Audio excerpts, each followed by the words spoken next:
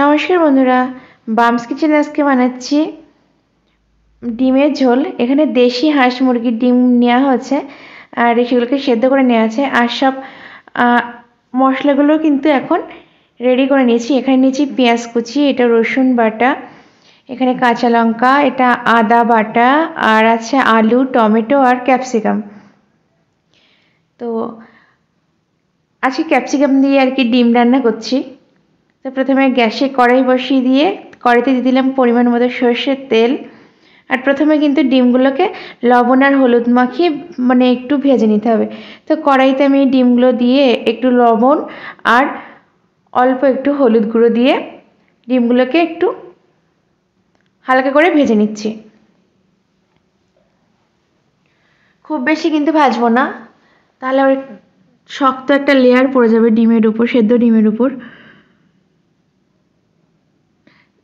এগুলো কিন্তু ভাজা হয়ে গেছে, এখন উঠিয়ে নিচ্ছি। এবার ওই ডিম ভাজার তেলের মধ্যে আর একটু তেল অ্যাড করে দিলাম, দিয়ে আগে থেকে কেটে রাখা আলুগুলোও কিন্তু এখন ভেজে নিচ্ছি। আর নতুন আলু দিয়ে যা রান্না করা হোক না কেন টেস্ট বেশ ভালোই হয়। আর শীতকালে নতুন আলুর সাথে বিভিন্ন রকম সবজি আর যাই রান্না করা হোক না কেন ফাটাফাটি কিন্তু লাগে। আলুগুলো কিন্তু আমি এপিট ওপিট করে ভেজে নিয়েছি, আর ভাজতে ভাজতেই কিন্তু বেশ খানিকটা সেদ্ধও হয়ে গেল আলুগুলো। তো এখন আমি এগুলোকে উঠিয়ে নিচ্ছি।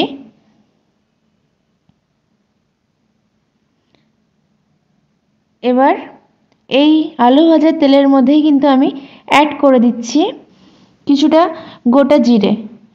এখানে ওই হাফ চামচ পরিমাণ গোটা জিরে এর মধ্যে দিয়ে দিলাম।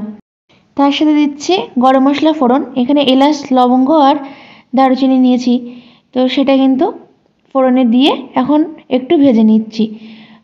ফোড়নটা ভাজা হয়ে গেছে, এখন এর মধ্যে অ্যাড করে দিলাম আগে থেকে কেটে রাখা পেঁয়াজগুলো। এখানে দুটো পেঁয়াজ কুচি করে রেখেছিলাম, সেটা দিয়ে দিলাম। তো পেঁয়াজটা একটু ভাজা ভাজা হয়ে গেলে তার মধ্যে দিয়ে দিচ্ছি রসুন বাটা আর কতগুলো কাঁচা লঙ্কা। এখন অ্যাড করে দিলাম একটু আদা বাটা, আর তারপর দিয়ে দিলাম একটা টমেটো কুচি। এবার সমস্ত মশলা কিন্তু ভেজে নিচ্ছি, যতক্ষণ না কাঁচা গন্ধটা কাটে ততক্ষণ কিন্তু ভাজতে হবে। তো এখন অ্যাড করে দিলাম পরিমাণ মতো লবণ, স্বাদ অনুযায়ী লবণ, আর পরিমাণ মতো হলুদ গুঁড়ো। এবার কিন্তু খানিকক্ষণ ভেজে নেব। আর টমেটো দেওয়ার পরে লবণ দিলে কিন্তু টমেটোটা বেশ তাড়াতাড়ি গলে যায়।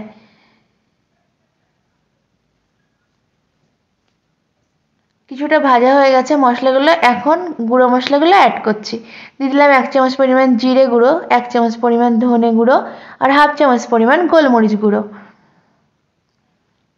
এবার অল্প একটু জল দিয়ে দিলাম যাতে মশলাটা পুড়ে না যায়।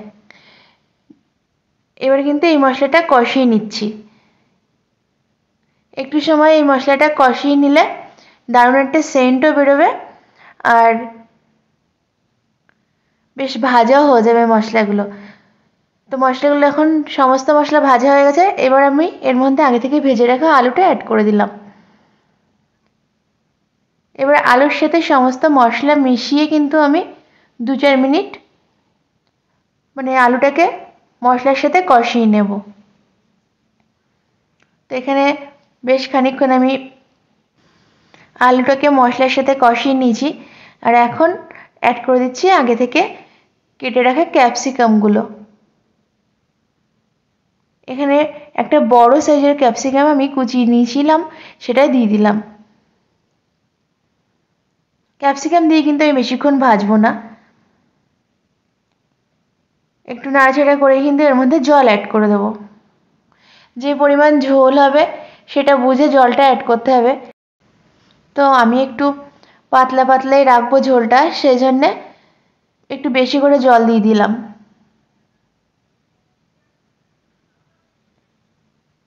এবার এটাকে কিছুক্ষণ কিন্তু আমি ফুটতে দেবো, আলুটাকে কিছুটা সিদ্ধ করে নেব।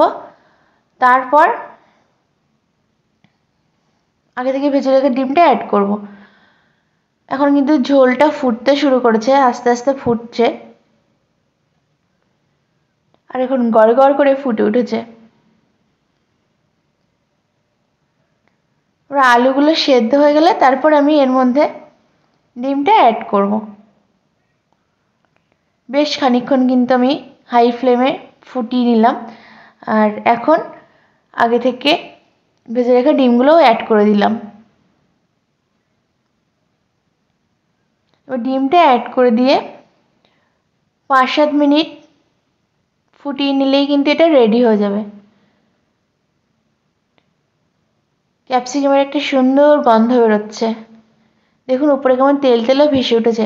রান্নাটা কিন্তু শেষের দিকে, আর আমি এরকম পাতলা ঝোলই রাখবো। আলুটা বেশ সুন্দর সেদ্ধ হয়ে গেছে, আমি একটু চেক করে নিয়েছিলাম।